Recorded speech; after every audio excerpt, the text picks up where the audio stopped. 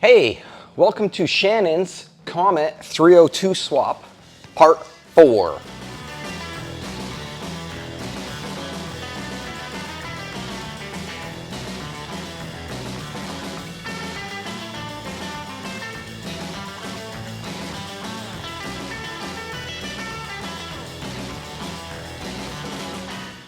So welcome to part 4 of Shannon's 302 swap. If you've never joined us before, this is a build series on Shannon's 1961 Comet. We pulled the worn out 170 inline 6 out and replaced it with, this is a 1991 Roller 302 engine that she has disguised to look like a 60s 289.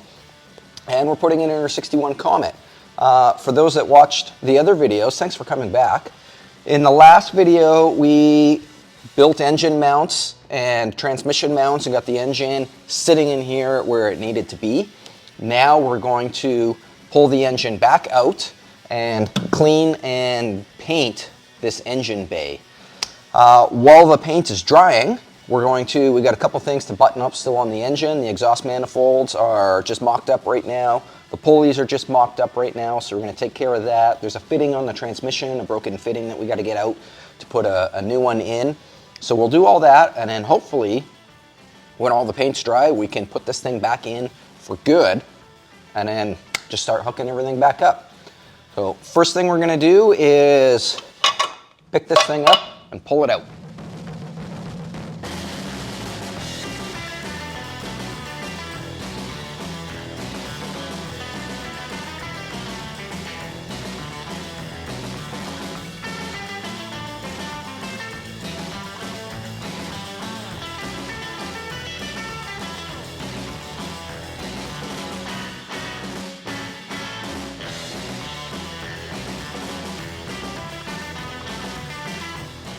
Engine is out. We're not gonna completely disassemble everything out of here because we don't have 6 years to build this car. So we're just gonna kind of remove some of the wiring and we put it in the middle, give it a good scrub, a good clean, then we're gonna sand it, prime it with some sealer, and spray some paint on it. So Shannon started taking some of the bigger stuff off, like the horns, the voltage regulator. We'll probably take that. I don't even know if that's going to be relevant with the new engine, so we'll completely take it off.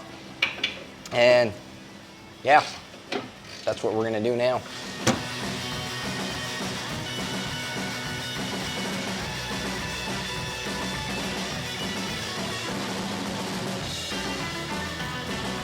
The wiring harness is all undone here. I made notes everywhere along it.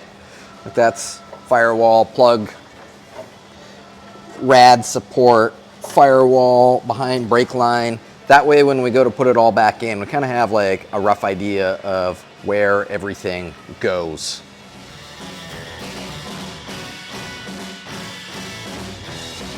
That's as far as we're gonna strip this. Basically the only thing that's still in there is the heater hoses, and they're a pain in the ass to get out because you gotta like pull the heater box off. And the master cylinder and brake booster. I left the brake line, but unbolted it so that we can just pull it away from the firewall to spray in there. We're gonna roll this thing outside and start degreasing and pressure washing.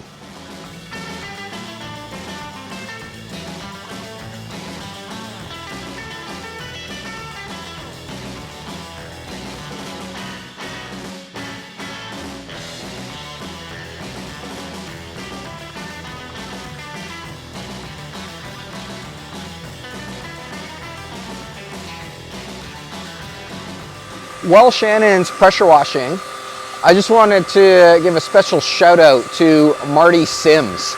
If you'll remember in the first video that we did on this Comet swap, we had the 302 swap, we had the flex plate issues. And Marty Sims was one of several people who said, oh, you need this special like 141 tooth flex plate. It was a special order part. I ordered it. It ended up costing like over $300 by the time it landed here. And we found out it was the wrong one. It was not the right part at all. So in the second, or I guess part 3 of when we put this together, I mentioned that it's not the right one. and that I had found the right one. So Marty got in touch with me again after that and said, hey, you know what, I think I might have misled you and gave you the wrong part, or got you to buy the wrong part. I can use that part, so if you want to sell it, I will buy it off you basically. And not only did he buy it off of us, but he paid the full price that it cost us, even though I told him not to. I was like, hey, well, why don't we split it? Because I mean, I could have done some research a little further as well and figured out that that's actually not the one that we need. So I was like, let's split it, and you know, I'll eat half of it and you pay half of it, which would work out to about what it would actually cost Marty if he was to order it himself from the manufacturer. But he insisted on paying the full amount, so that was really cool of you, Marty. I really, really appreciate that. So Shannon's going to continue washing here, and then I think we're going to break for lunch.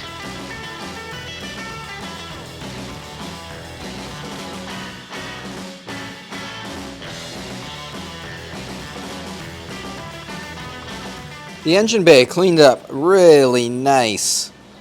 From this point, we're going to take some, we got the orbital, the DA sander, so we'll hit that. We've got 220 for the rough spots and all the way up to 500. So we'll DA as much as we can and then do the rest by hand. We're not going for like a show car. This will be far from a show car like quality kind of thing. We're just trying to make it better than it was. This car will be a daily driver, so as nice as we make the engine bay, it's not going to stay really nice for a long time. So our objective here is just better than it was.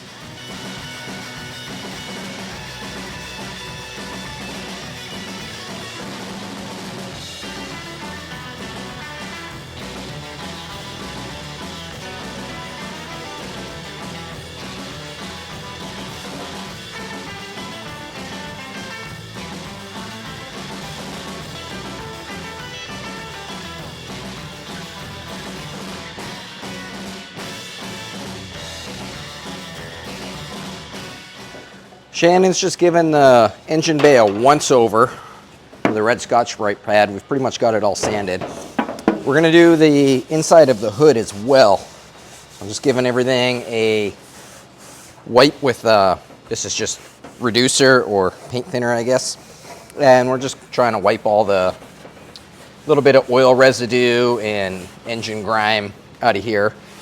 We didn't degrease and wash this just because I knew that the water would get in between here, and we don't have all day to let it dry out, so we'll give it a wipe with this. That'll work. And then give it a quick scuff, and we're just about ready to start spraying some sealer on everything. Sealer is just, it's a form of primer, and what it does is it seals everything in, like seals all the bare metal areas up. But the other thing it does as well is just gives it all one like uniform color, so that when you go to spray over top of it with your paint, it's like it's even. You don't have dark patches and light patches. So probably just give it like 2 coats of sealer and then go straight to paint. You don't have to sand in between. When you go from the sealer to the paint, you don't have to like stop and let it dry and sand it again. There's a little window. Usually it's like within a couple hours or so that you can spray direct. They call it like wet on wet basically. And you spray your wet paint right over top of your wet sealer. The more you know.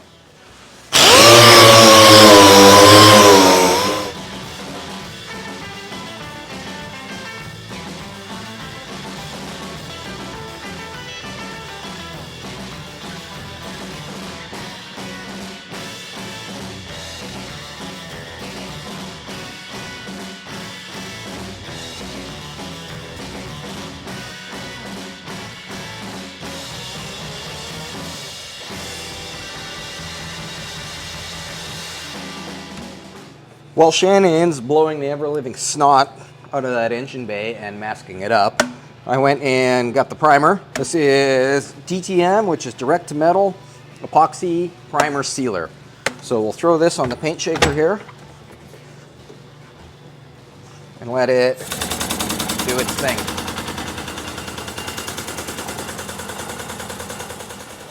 Hey, you watch Hot Rod Garage? We just watched the episode where Freiberger and Dulcich painted the engine bay in the Dart. And Freiberger was all, hey, let me tell you about my tinfoil trick. Well, let me tell you, that's not a Freiberger trick. That's a Rick Trenton trick. He's the first one to do it. And it works great. We're all masked up and ready to spray. Yes, I know this isn't a proper paint respirator. I have no idea where my paint respirator went. So, this is better than nothing, and we're outside in the fresh air. Okay, let's blow some sealer on here. I'll probably do the hood first.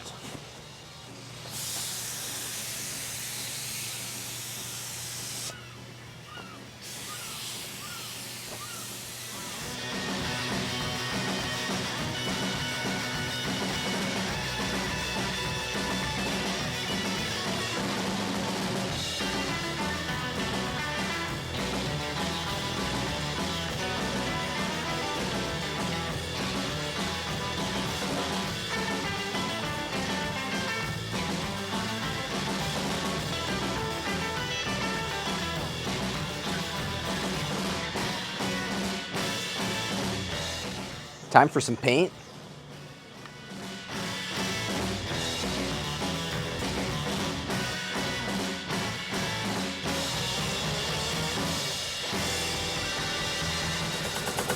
We're mixing up some paint now. This is just Nason single stage.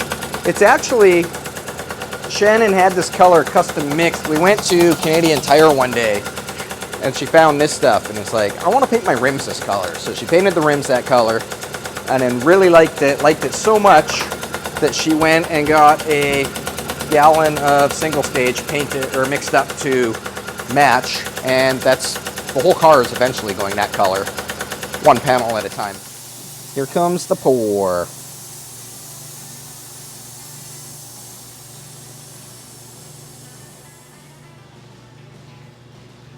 The catalyst or hardener. And here is the reducer.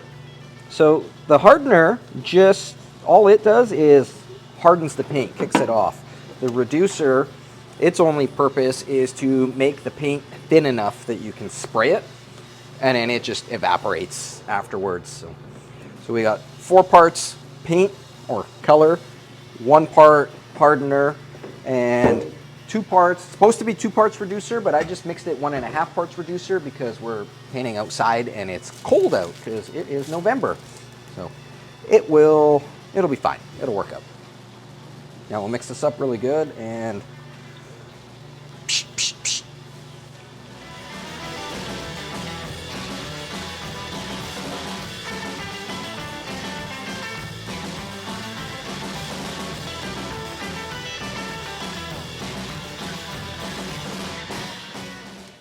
Cool, we managed to get all the paint in there before the daylight completely disappeared.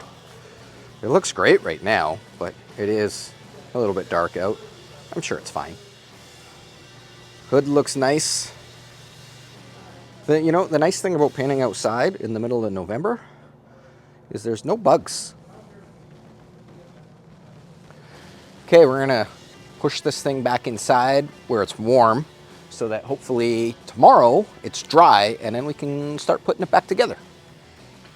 Good morning. It is Saturday. This thing sat inside all night and is nice and dry now. It looks just as good today as it did last night. So that's a good thing. Our objective for today is we're gonna head down to Blast It now, a local Victoria sandblasting shop. And we're going to sandblast these manifolds here, as well as we're going to sandblast this battery tray, because Shannon doesn't want to put that back in like that. I don't know why. So we'll go sandblast that. We got to stop and see Chris. He ordered some cast iron manifold paint, and we got to get some black paint. We're just going to touch up the hood hinges and stuff like that before we put it back together. By the end of today, I would like to have the engine and transmission back in the car without scratching the firewall. And I'm not too concerned about getting the wiring or the horns and the battery tray all back in at this point. I just want to get the engine back in and get it so that we can set the hood back on, because on Monday I have to work on, like this is a full-time working shop. So I can't have this sitting in here all week. It's got to be put back together today so that on Monday the shop is ready for regular work. And I don't want this engine and transmission sitting here any longer than it needs to. So we'll focus on that, and then once the engine and transmission's in, after that we can plug away at putting all the little stuff back in, and then we can take our time and detail it all really nice as well. So that's what's on the agenda.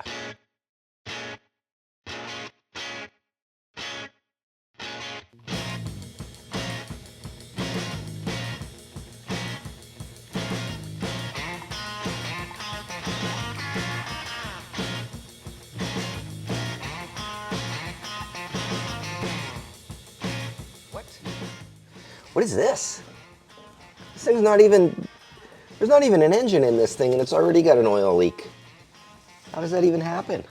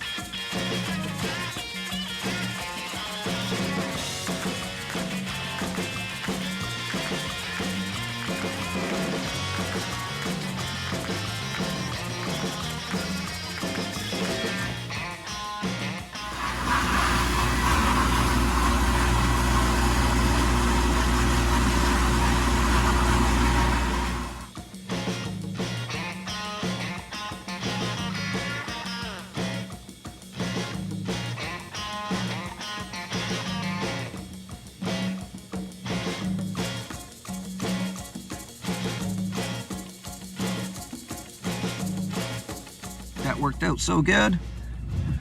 Off to the paint store now.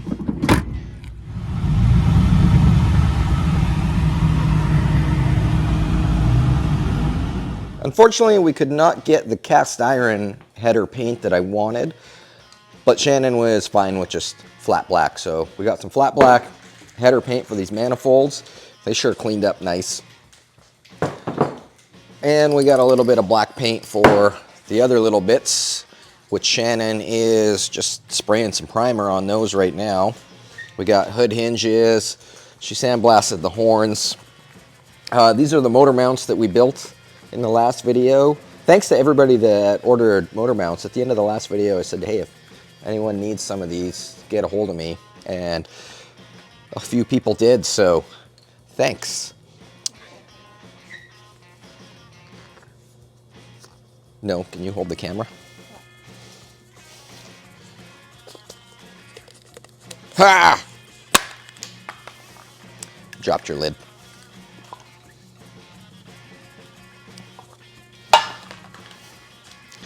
So yeah, we'll get this stuff sprayed up and bolted on the car. Another thing I want to do before we put this in is this has a broken transmission line in there. So I want to try to get that out now while it's easy to get to. I got this fitting out with just an easy out. It came out relatively easy, hence easy out. So this is a specialty fitting. I thought it was just going to be like a 1/8 inch pipe thread kind of deal, like that guy there. It is for the transmission line. So we'll have to go to a transmission shop and hopefully they have one of those in their bolt bin. I don't know if you guys remember way back 100 years ago when Shannon and I first put this engine together. It's part 1 of this series. Anyways, we were having pulley alignment issues that we never really resolved. We kind of just ignored it. So when we went to the Monroe swap meet with my 47 Ford, I found this entire small block Ford front, everything for, he was asking 20 bucks. I think we got it for 15 bucks. And I was stoked just because like I'd pay 15 bucks for a chrome fan. But it had this, I think this is an aftermarket aluminum lower pulley. So we took this pulley off and put this pulley on, which is a lot shallower. And we've got pulley lineage uppage. So that issue is resolved. We are just kind of waiting for these manifolds to dry. We can put them on and then whoop, pew! Shannon's jacking the car up right now. So hopefully we'll be putting this thing in shortly.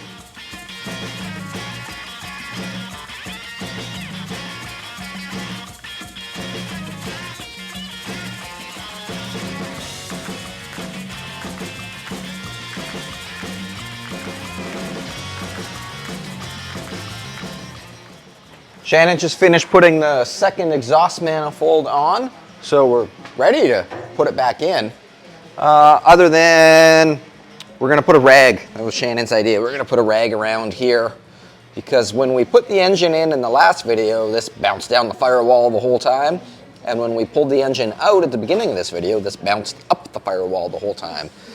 So if we put a rag on the end, if it does make contact, hopefully it'll, won't destroy everything.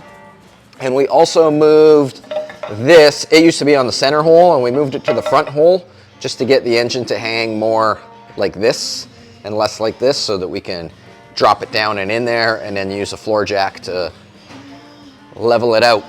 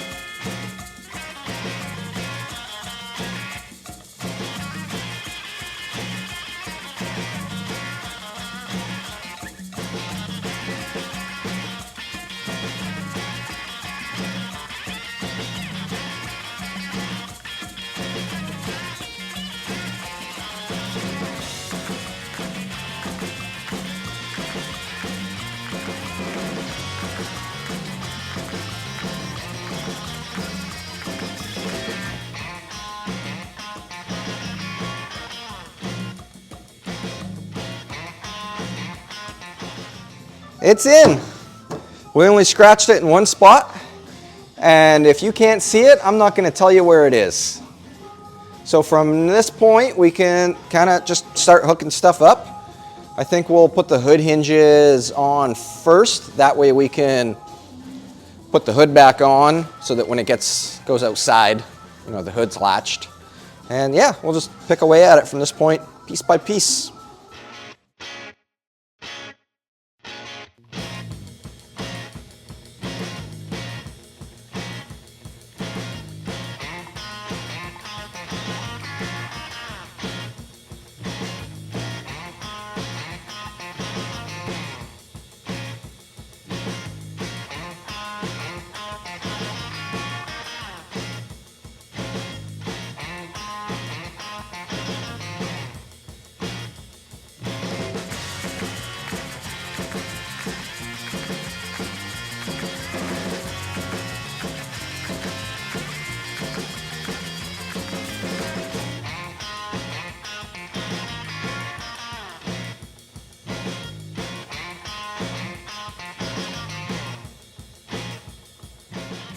Well, that was a productive weekend on the Comet. We got the engine bay painted, the engine back in, the engine bay pretty much detailed. We didn't go like super crazy, but it looks considerably better than it did. The rad is just temporarily mounted right now. I think I'm gonna move it up in an attempt to try to get the mechanical fan to clear the top rad hose. And yeah, at this point forward, basically we just got to like hook everything up, bolt the carburetor on, hook the throttle linkage up, hook the wiring up to the engine, like the coil, the gauges, oil pressure, water temperature, stuff like that. Speedometer I hooked up underneath. We got to build a shifter linkage, which should be pretty straightforward. So yeah, we're gonna continue on with that in another video.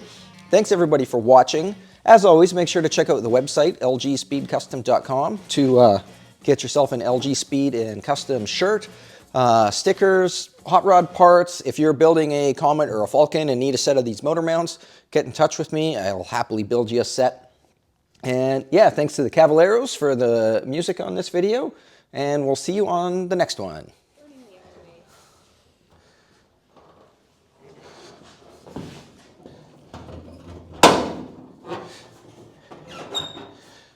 Cool.